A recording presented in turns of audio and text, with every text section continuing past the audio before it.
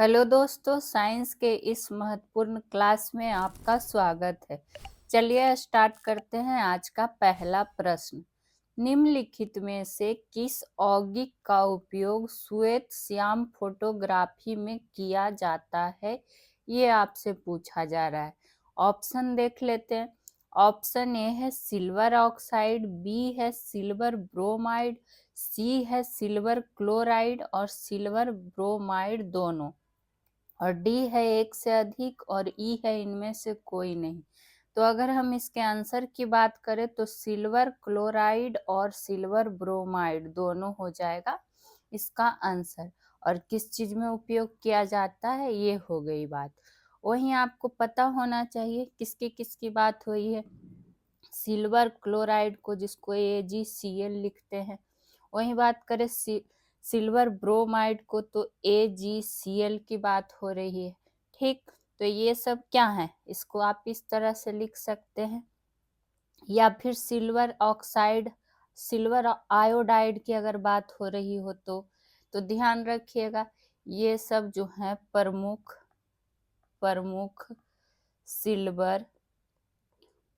Silver halides हैं। क्या है? सिल्वर हैलाइड्स हैं, जिसका उपयोग जो है बृहत पैमाने पर होता है। उपयोग बृहत पैमाने पर होता है। जो भी आपको सॉल्यूशन दिया जाएगा वो आपके लिए बहुत ही महत्वपूर्ण होगा, तो क्लास को पूरा जरूर देखा कीजिए। चलिए आगे की अगर हम बात करें तो आप इसमें एक पॉइंट और ऐड कर लीजिएगा कि जो सिल्वर ब्रोमाइड यानी कि AgBr की बात हो रही है एवं सिल्वर क्लोराइड तो AgCl। ठीक, ये दोनों क्या होते हैं? प्रकाश संवेदी होते हैं। क्या होते हैं? प्रकाश संवेदी होते हैं। ये एक पॉइंट इसमें आप ध्यान में रख ले सकते हैं। वहीं अगर बात करें जैसे कि एक सिल्वर नाइट्रेट, नाम सुने होंगे, सिल्वर नाइट्रेट, सिल्वर नाइट्रेट। ठीक, इसका उपयोग भी पूछ लिया जाता है। और अगर इसके सूत्र की बात करें तो AgNO3, ये ध्यान रखिएगा। और इसका उपयोग की अगर हम बात करेंगे तो वोटिंग इंक में, यानी कि वोटिंग इंक में, काली स्याही में इसका प्रयोग क्या होता है? किया जाता है, सिल्वर नाइट्रेट का। तो ये आपको पता होना चाहिए। वही सिल्वर ब्रोमाइड से आपसे क्या पूछ लेता है? कृत्रिम वर्षा कराने में, कृत्रिम वर्षा कराने में किसका उपयोग होता है? कौन सा यौगिक? तो ध्यान रख लेना है सिल्वर आयोडाइड, यानी कि AgI, शॉर्ट फॉर्म में आपको इस तरह से लिख देते हैं। तो देखिए एक प्रश्न में आपको कितनी सारी और जानकारियां दे दी गई। चलिए इसी तरह का साइंस के दूसरे प्रश्न को देखते हैं। दो समान द्रव्यमान वाली वस्तुओं के आमने सामने के प्रतिहास्त टक्कर में क्या होता है, ये आपसे पूछा जा रहा है। तो ध्यान रखिएगा क्या होता है। ऑप्शन ए है वेग विहतारित होते हैं, या फिर संवेग विहतारित होते हैं, या फिर तेज गति वाली वस्तु धीमी होती है और धीमी गति वाली वस्तु तेज होती है। तो ध्यान रखिएगा ये तीनों चीजें होती हैं। क्या होती है?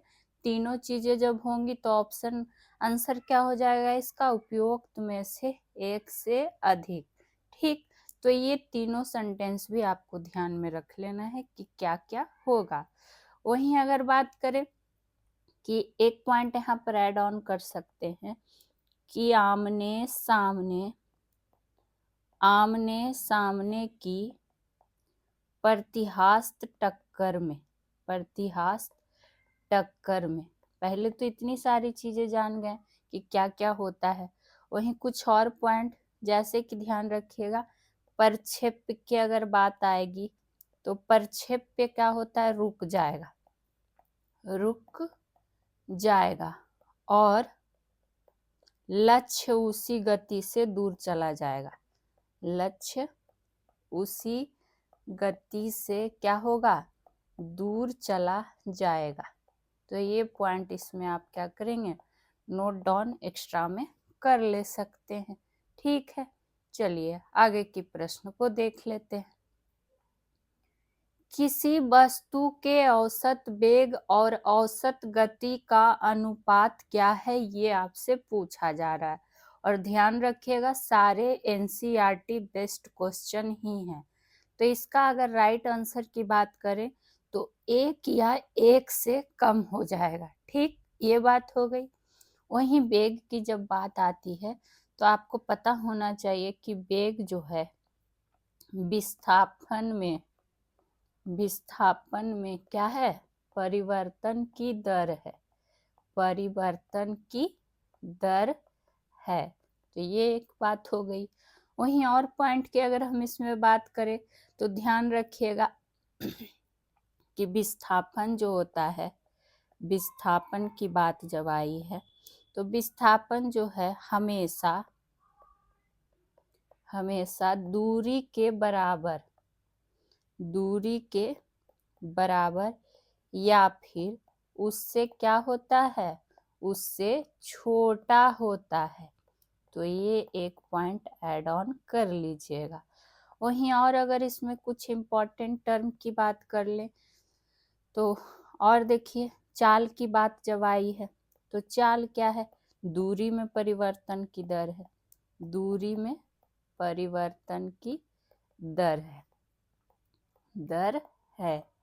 ठीक है, वहीं बात करें तो आपको ये पता ही होगा कि चाल बराबर क्या हो जाता है, दूरी बटे समय हो जाता है, दूरी बटे समय। ठीक, चलिए आगे की प्रश्न को देख लेते हैं। और लास्ट तक देखा कीजिए, एक एक प्रश्न आपको काफी कुछ नए सीखने को भी मिलेंगे। 4 नंबर की बात कर ले, निम्न में से किसे श्वेत धातु भी कहते हैं। ठीक, तो ये आपको पहले से भी पता होगा कि व्हाइट मेटल किसे कहते हैं, तो प्लेटिनम को कहते हैं। ठीक, किसे, तो प्लेटिनम को। अगर आपसे प्लेटिनम की परमाणु संख्या पूछ लिया जाए तो परमाणु संख्या, तो ध्यान रखिएगा 78 हो जाएगा। अगर इसका आपको रासायनिक चिन्ह पूछ लिया जाए, रासायनिक चिन्ह या फिर उसको संकेत भी जान सकते हैं, तब इसको पीटी से सूचित किया जाता है। किससे किया जाता है, पीटी से। वहीं और प्लेटिनम में अगर हम कुछ बात करें तो आपको पता होना चाहिए कि यह जो है 10वें वर्ग एवं छठे आवर्त का क्या है, तत्व है। तो कभी कभी आपको कथन के रूप में ये दे देगा और पूछ देगा कि ये कथन सही है या गलत, तो आपको जानकारी होनी चाहिए। ठीक, वहीं अगर और कुछ पॉइंट की हम इसमें बात करें तो प्लेटिनम, जिसे श्वेत धातु भी कहते हैं, इसका अगर उपयोग पूछ ले तो उपयोग में आप क्या ध्यान रख लेंगे, उपयोग में ध्यान रख सकते हैं कि प्रयोगशालाओं में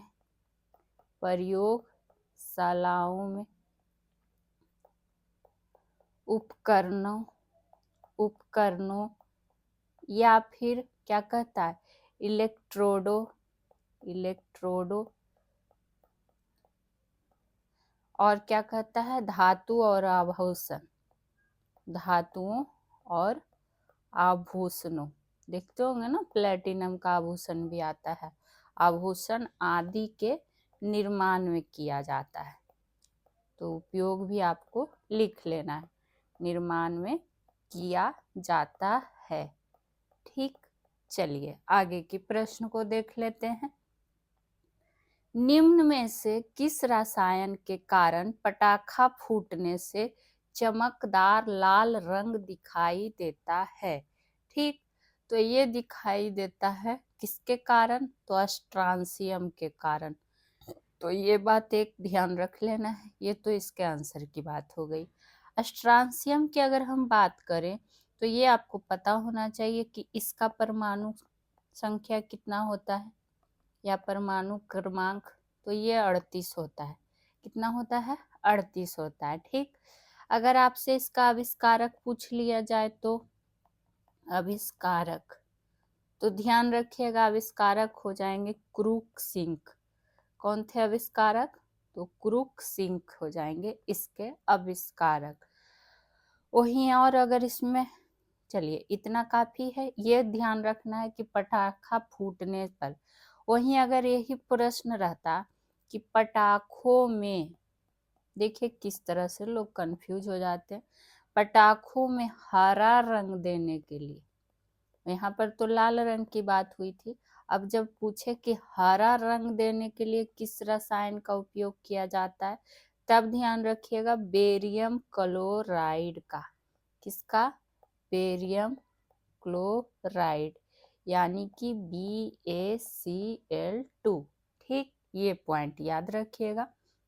वहीं पीली रोशनी के लिए पूछ दे तो, यानी कि पटाखा में पीली रोशनी के लिए, तो पटाखों में पीली के लिए तो किसका उपयोग होता है? तो सोडियम नाइट्रेट का। किसका? सोडियम नाइट्रेट का। और कुछ देर पहले हम लोग सोडियम नाइट्रेट का भी पढ़ चुके थे उपयोग। और कुछ आगे की प्रश्न को देख लेते हैं। C6H6 निम्न में से किसके समजातीय श्रेणी से संबंधित है? ये आपसे पूछा जा रहा है। तो ध्यान रखिएगा ये जो है साइक्लोएल्केन से संबंधित है, ऑप्शन नंबर ए। ठीक, ये बात हो गई। इसका अगर हम सामान्य सूत्र की बात कर ले कि इसका सामान्य सूत्र होता क्या है, तो ध्यान रख सकते हैं CnH2n, ये आपसे पूछ लिया जाता है। ठीक, वही बात करें, आपसे ये पूछ सकता है कि साइक्लोएल्केन, साइक्लोएल्केन, ये जरूर ध्यान रखिएगा कि ये किसके समजातीय श्रेणी से संबंधित है। साइक्लोएल्केन का जो प्रथम सदस्य है वो पूछ लेता है कि इसका प्रथम सदस्य कौन सा है। तो प्रथम सदस्य में ध्यान रखिएगा साइक्लोप्रोपेन हो जाएगा। कौन हो जाएगा? तो साइक्लोप्रोपेन हो जाएगा। और दूसरा सदस्य पूछ ले तो इसी का, तो दूसरा सदस्य भी ध्यान रख लीजिएगा। दूसरा सदस्य जो हो जाता है साइक्लोब्यूटेन, साइक्लोब्यूटेन। तो ये बात इसमें आपको क्या हो गई? नोट डाउन करने लायक हो गई। चलिए आगे की प्रक्रिया को देख लें, यानी आगे के प्रश्न को। इलेक्ट्रॉन परिवहन सिस्टम निम्नलिखित में से कहाँ होता है? ये आपसे पूछा जा रहा है। तो सारे ऑप्शन आपको पढ़ लेने हैं, उसके बाद आंसर करना है। तो ध्यान रखिएगा ये जो होता है माइटोकॉन्ड्रियल मैट्रिक्स में होता है। कहाँ होता है? तो माइटोकॉन्ड्रियल मैट्रिक्स में होता है। ठीक, तो ये एक पॉइंट इसमें है जो आपके लिए क्या बनेगा? जरूरी बनेगा। वहीं आपको पता होना चाहिए, इस तरह से लिख ले सकते हैं कि माइटोकॉन्ड्रिया में एटीपी के निर्माण को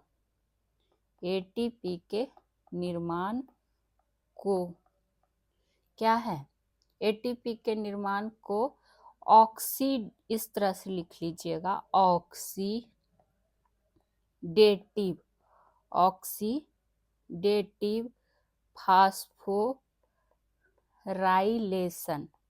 फास्फोराइलेशन क्या होता है कहते हैं? एटीपी के निर्माण को क्या कहते हैं, ये आपसे पूछ सकता है, तो इसको ध्यान रखिएगा। वहीं आपको ये तो पहले से भी पता होगा कि इसको पावर हाउस भी कहा जाता है। पावर हाउस, कोशिका का पावर हाउस, ये टर्म आपको पता भी होगा। ठीक, वहीं अगर बात करें तो एक पॉइंट आप इसमें ये लिख सकते हैं कि क्या कहता है माइटोकॉन्ड्रिया जो है कोशिका के अंदर, किसके अंदर? तो कोशिका के अंदर अगर हम बात करें तो कैल्शियम आयन के सांद्रण का क्या करता है, नियमन भी करता है, नियमन भी करता है। चलिए आगे के प्रश्न को देख लेते हैं। और आगे के प्रश्न में जाने से पहले ये चैनल से संबंधित जानकारी लगा दी गई है।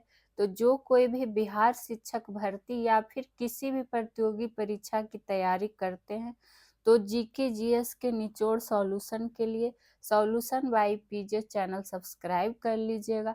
अगर वीडियो आपको अच्छी लगे, हमारी क्लास इतनी मेहनत जो आपके लिए की जाती है अच्छी लगती है तो प्लीज़ लाइक ज़रूर कर दिया करें, साथ ही साथ अपने दोस्तों को भी शेयर कर दिया करें, चाहे जो भी ग्रुप हो आपका, इंस्टा, फेसबुक, व्हाट्सएप।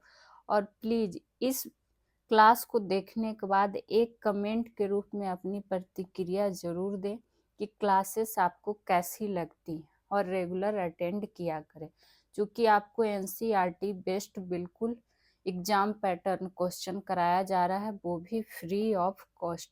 तो आप लोग ज़्यादा से ज़्यादा लोग जुड़े। आप एक चीज़ देखिएगा कि आपको हर एक प्रश्न का कितना सारा सॉल्यूशन दिया जाता है डिटेल्स के साथ, और कुछ न कुछ आपको नई चीज़ें सीखने को मिलती रहेगी, ये चीज़ आप देखेंगे। चलिए आगे की प्रश्न को देख लेते हैं। बीज में निम्नलिखित में से क्या होता है? तो ध्यान रखिएगा, इसमें भंडारित भोजन होता है, पिंड गर्भ भी होता है और बीजावरण भी होता है, यानी कि तीनों के तीनों होते हैं। तो उपयुक्त में से एक से अधिक, और इसी तरह का 5 ऑप्शन आपके एग्जाम में भी रहेगा।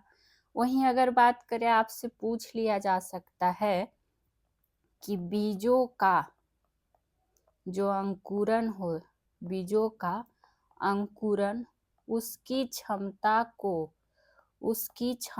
को क्या कहा जाता है? तो ध्यान रखिएगा, उसको जीवन क्षम कहा जाता है। क्या कहा जाता है? तो जीवन क्षम कहा जाता है। तो ये बात हो गई। वहीं आपको ये पता होना चाहिए कि क्या कहता है, अगर आपसे पूछ ले कि सबसे लंबी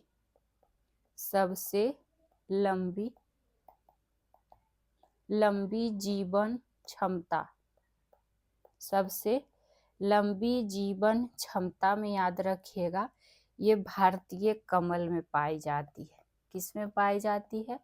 तो भारतीय कमल। चूंकि ये हो गया। अब भारतीय कमल का अगर आपसे वैज्ञानिक नाम पूछ दे तो ध्यान रखिएगा, निलंबो नुसिफेरा पूछ लिया जाता है। तो ये एक पॉइंट हो गया और ये एक पॉइंट हो गया जो आपके लिए जरूरी बनेगा। ठीक। वहीं आप यहाँ पर एक पॉइंट ये लिख सकते हैं कि जो बीजों का अंकुरन होता है, बीजों के अंकुरन की अगर बात आई है तो बीजों के अंकुरन पर रेडिकल क्या हो जाएगा? रेडिकल एवं प्लूम्यूल क्या होते हैं? बाहर निकलते हैं। तो ये भी आपसे पूछ सकता है कि क्या क्या बाहर निकलते हैं। चलिए आगे की प्रश्न को देख लेते हैं।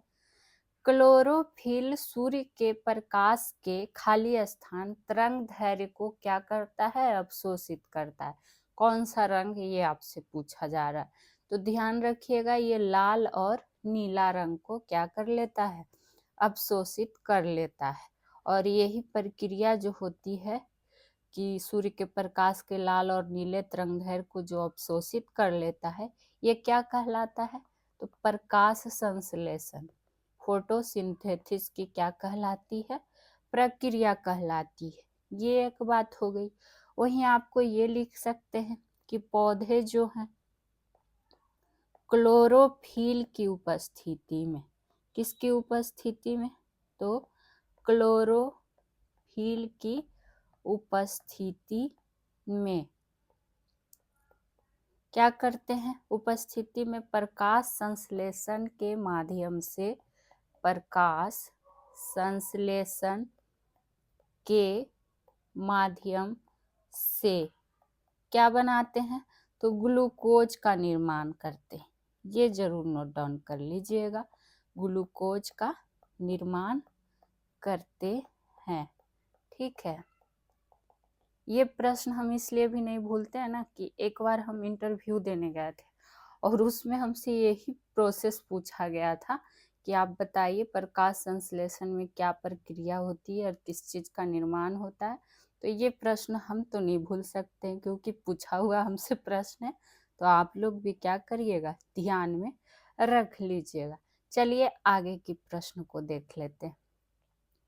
मनुष्य के यकृत में ग्लाइकोजेनोलिसिस को उत्तेजित करने के लिए तनावपूर्ण स्थिति में निम्नलिखित में से कौन सा हार्मोन पैदा होता है, ये आपसे पूछा जा रहा है। ठीक है, तो ध्यान रखिएगा, ये एड्रेनलिन हो जाएगा। कौन सा हो जाएगा? एड्रेनलिन हार्मोन पैदा किया जाता है। वही बात करें, ये एड्रेनलिन हार्मोन की अगर जो बात आई है तो ये एड्रीनल ग्रंथि से निकलती है। किस ग्रंथि से? तो एड्रीनल ग्रंथि से निकलती है। ये चीज आपको क्या होना चाहिए, ध्यान में होना चाहिए। वहीं आपको पता है कि इसी एड्रीन, यहीं पर लिख देते हैं कि एड्रेनलिन ग्रंथि को 4S या फिर 3F ग्रंथि भी कहते हैं। 3F ग्रंथि भी कहते हैं। ठीक, तो ये एक पॉइंट इसमें ऐड ऑन कर सकते हैं, लिखिएगा जरूर, खुद का नोट्स तैयार कीजिए। वही बात करें 4S, 4S में जैसे कि क्या क्या आ जाएगा, तो ध्यान रखिएगा, source of energy, source of energy. वही बात करें दूसरा, ये तो सेक्स हार्मोन, सेक्स हार्मोन।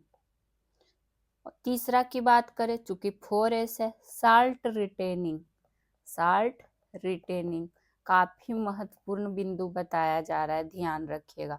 और चौथा क्या हो जाता है? चौथा में ध्यान आप रख सकते हैं शुगर मेटाबॉलिज्म, शुगर मेटाबॉलिज्म। ठीक, इसीलिए इसको 4S भी कहा जाता है। अब 3F में क्या आ जाता है, ये भी जानकारी आपको होनी चाहिए। तो 3F में फ्लाइट हो जाता है, फ्लाइट हो जाता है, फ्राइट हो जाता है, और एक क्या हो जाता है, फाइट हो जाता है। तो 3F में क्यों आ गया, ये भी देख लिए। चलिए आगे की प्रश्न को देख लेते हैं। मानव शरीर निम्नलिखित में से किसका उत्पादन नहीं करता है, पूछ रहा है। ठीक है, तो ध्यान रखिएगा, इनमें से जो हो जाएगा विटामिन का उत्पादन नहीं करता है। ठीक, वहीं आपको पता है कि विटामिन मुख्य रूप से 2 प्रकार के होते हैं। कितने प्रकार के? मुख्य रूप से 2 प्रकार के। एक होता है वसा में घुलनशील, वसा में घुलनशील। पूछ लिया जाता है कि वसा में घुलनशील विटामिन में कौन कौन सा आ जाएगा, तो vitamin A, vitamin D, vitamin E और कौन, विटामिन के। और एक हो जाता है जल में घुलनशील विटामिन, जल में घुलनशील। तो जल में घुलनशील कौन हो जाता है, विटामिन बी और कौन, विटामिन सी। ये प्रश्न कई बार पूछा गया है। बाकी विटामिन से रिलेटेड आपको अगर पूरा जानकारी पढ़ना है तो चैप्टर वाइज भी करा दिया गया, आप चाहे तो प्लेलिस्ट जाके देख सकते हैं। 12 नंबर पे देख लेते हैं, mRNA पद का विस्तारित रूप क्या है जो महामारी की शुरुआत से ही व्यापक रूप से चर्चा में रहा है? तो ध्यान रखिएगा क्या हो जाएगा इसका, मैसेंजर राइबोन्यूक्लिक एसिड। देखिए सब में था राइबोन्यूक्लिक एसिड, हमें बस ये पकड़ना था, तो मैसेंजर हो जाएगा। ठीक है, ये एक बात हो गई। वहीं और अगर इसमें बात करें, ये करंट के दृष्टि से भी महत्वपूर्ण हो सकता है। तो ध्यान रखिएगा कि महामारी के समय, महामारी के समय mRNA की जो बात आई है, इसके उपयोग द्वारा रोग की पहचान के लिए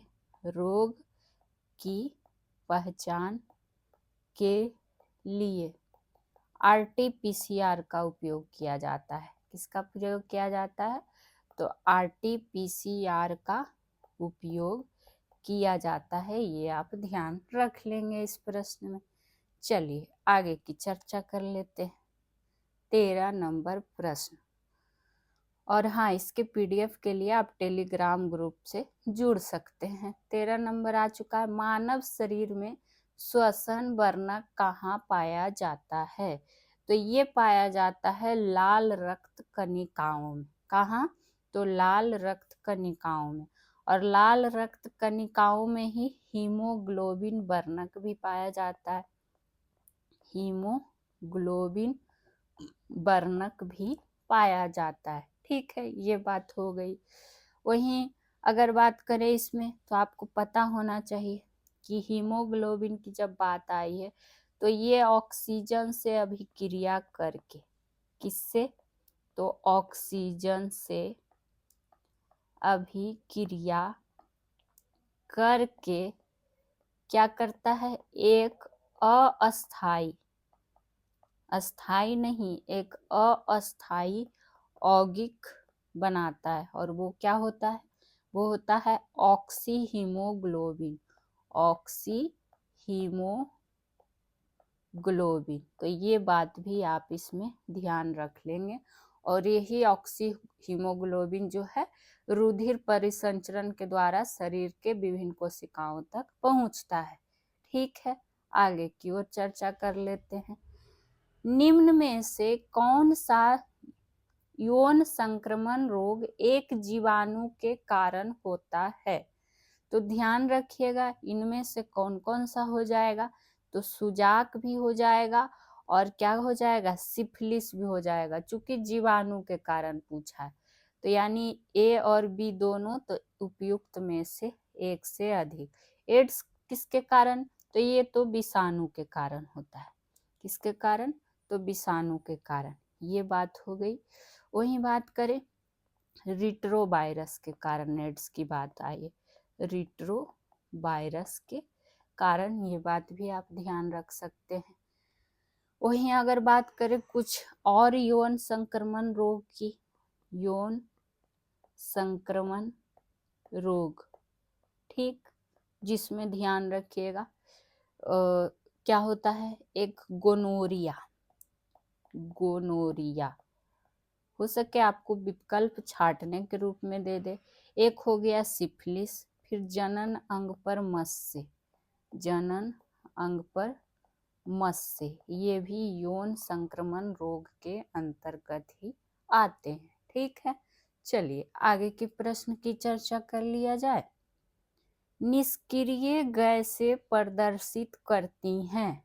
कौन सा गुण प्रदर्शित करती हैं? तो ध्यान रखिएगा, ये प्रतिचुंबकीय गुण प्रदर्शित करती हैं। ये बात हो गई। अब प्रतिचुंबकीय गुण का सेंस क्या हो गया? मतलब कि इसमें ध्यान रखिएगा कि परमाणुओं में कोई, चूंकि ये सब सारे NCERT टर्म ही हैं, परमाणुओं में कोई चुंबकीय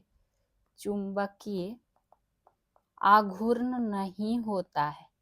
आघूर्ण नहीं होता है, ये एक पॉइंट इसमें ऐड कर सकते हैं। साथ ही साथ अगर प्रतिचुंबकीय गुण की बात करें तो ध्यान रखिएगा कि इसकी संवेदनशीलता की बात करें तो ऋणात्मक होती है। क्या होती है? ऋणात्मक भी होती है और निम्न भी होती है। अगर कुछ इसका उदाहरण आपसे पूछ लिया जाए तो उदाहरण में आप ध्यान रख लीजिएगा, जैसे कि कॉपर हो गया और सिलिकॉन हो गया, और किसको ध्यान रख सकते हैं? फास्फोरस हो गया। ये सब क्या हो जाता है? इसी के अंतर्गत आ जाता है, पूछ लिया जाता है। ठीक है, वहीं लौह चुंबक वाला तो इसकी संवेदनशीलता जो होगी क्या होगी? अधिक होगी, अधिक होगी। असंक्रमण धातु जैसे Fe हो गया, CO हो गया, Na इसके अंतर्गत आ जाएंगे लौह चुंबकीय गुण के अंतर्गत। ठीक, तो ये आपको पता होना चाहिए। अनुचुंबकीय गुण में ऑक्सीजन आ जाएगा। ये सब ध्यान रख लीजिएगा। ठीक, चलिए आगे की प्रश्न को देख लेते हैं कि अगला प्रश्न हमसे क्या पूछा जा रहा है। आपेक्षिकता का सिद्धांत इनमें से किस वैज्ञानिक ने प्रस्तुत किया था? तो ये तो कई बार परीक्षा में पूछा जा चुका है, तो बिहार शिक्षक भर्ती में भी मिल सकता है। ध्यान रखिएगा, ये आइंस्टीन के द्वारा। किनके द्वारा? हालांकि आइंस्टीन के द्वारा 3 प्रमुख सिद्धांत दिए गए थे और तीनों एग्जाम में पूछता ही है। एक तो अपेक्षिकता का सिद्धांत हो गया, दूसरा आप ध्यान रखिएगा ये तो हो गया पहला नंबर, ठीक। दूसरा में आप ध्यान रख सकते हैं प्रकाश विद्युत प्रभाव, प्रकाश विद्युत प्रभाव, फोटो इलेक्ट्रिक इफेक्ट, ठीक। तीसरा अगर हम बात करें तो ध्यान रखिएगा इन्होंने E बराबर mc² दिया था सिद्धांत, ठीक। तो ये 2 और ये 3, तो ये बात आपको पता होनी चाहिए, पूछ लिया जाता है। तो और इसमें कुछ है नहीं, आगे की ओर देख लेते हैं। फोटो इलेक्ट्रिक सेल एक ऐसा उपकरण है जो कि किसको किसमें बदलता है, या देख लेते हैं। तो ध्यान रखिएगा फोटो इलेक्ट्रिक सेल जो है ये प्रकाश ऊर्जा को विद्युत ऊर्जा में बदलता है। ये हुई पहली पॉइंट। उसी तरह से अगर आपकी बात आई है फोटो इलेक्ट्रिक सेल का, तो ध्यान रखिएगा उपयोग अगर पूछ ले तो उपयोग, तो ध्यान रखिएगा जैसे कि टेलीविजन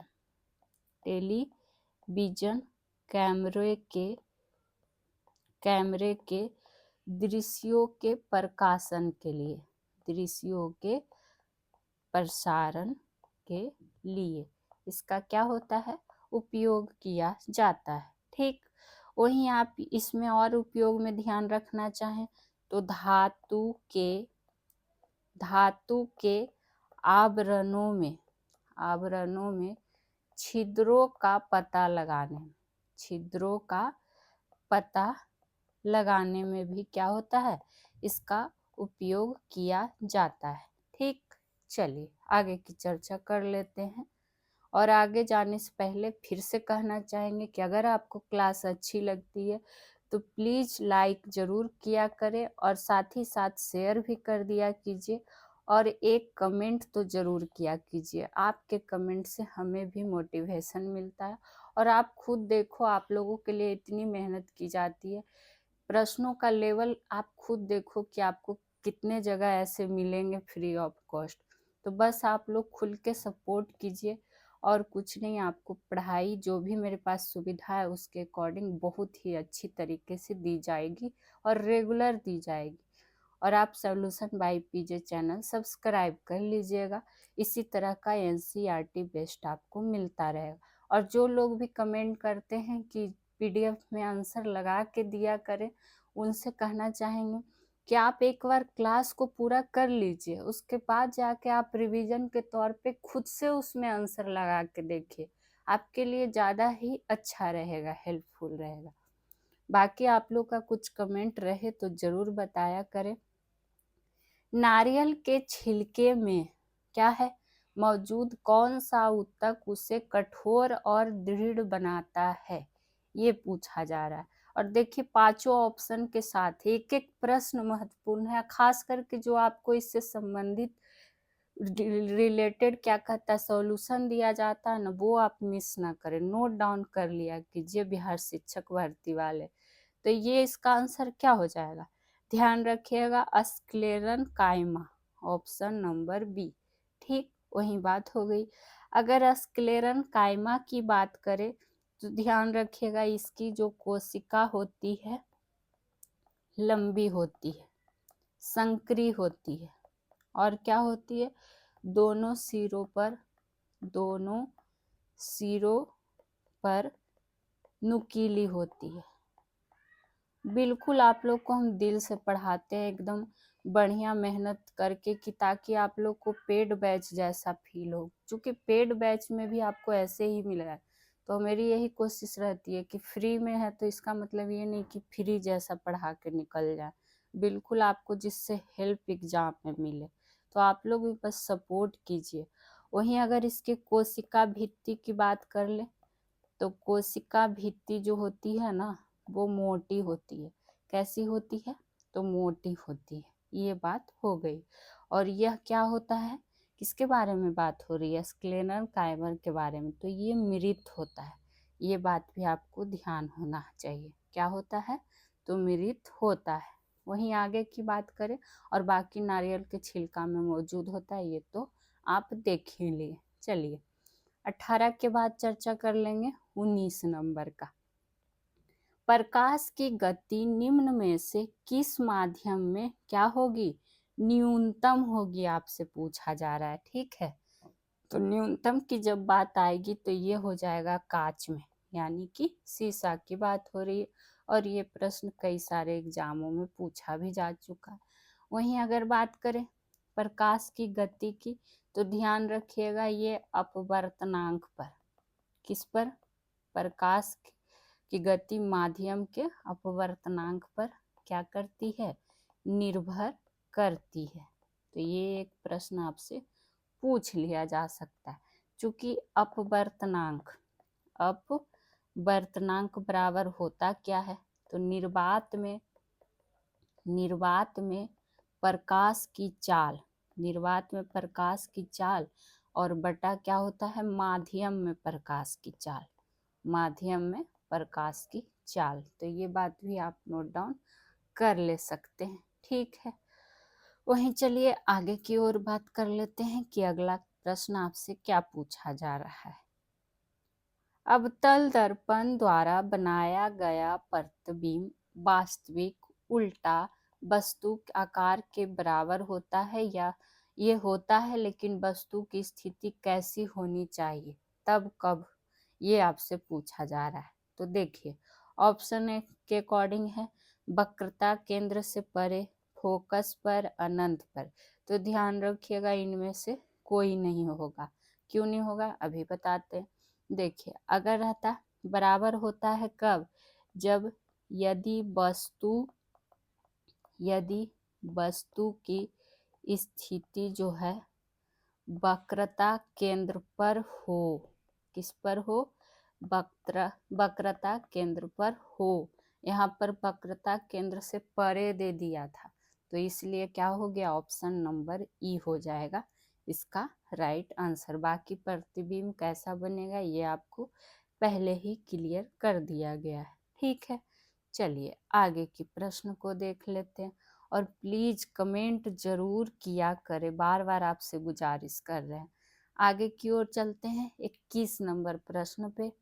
स्वतंत्र रूप से लटका हुआ छड़ चुंबक किस दिशा में इंगित करता है?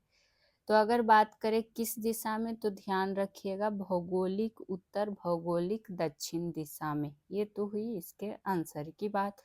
वहीं आपको ये बात पता भी होगी कि चुंबक जो है लौह चुंबकीय, किसको? तो लौह चुंबकीय पदार्थों को क्या कर देता है? पदार्थों को आकर्षित कर लेता है। आकर्षित, आप खुद घर में देखिए चुंबक को लेके हाथ में और लोहा में सटाइए, देखिए कितना जल्दी अपनी ओर खींचता है। तो वही बात हो गया ये साइंस के टर्म में। वही बात करें चुंबक की, तो चुंबक मुख्यतः अगर हम बात करें तो 2 प्रकार का होता है।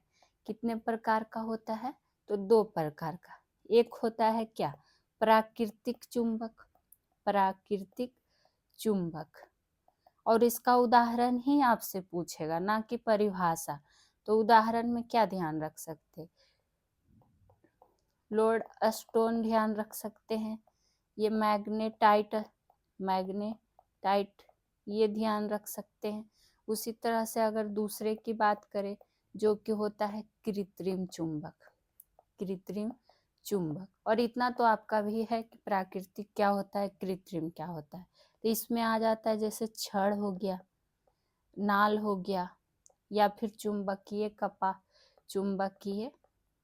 क्या हो गया, कंपास हो गया। ये सब किसके अंतर्गत आ जाएंगे? तो कृत्रिम चुंबकीय के अंतर्गत आ जाएंगे। ठीक, तो आप ये क्या करेंगे, ध्यान में रखिएगा। तो आज की क्लास में इतनी ही, फिर मिलेंगे एक नए क्लास के साथ, नई एनर्जी के साथ। तब तक के लिए खुश रहिए, मस्त रहिए। सॉल्यूशन बाय पीजे सब्सक्राइब कर लीजिए। वीडियो क्लास अच्छी लगे तो लाइक शेयर भी कर दिया कीजिए। Thank you.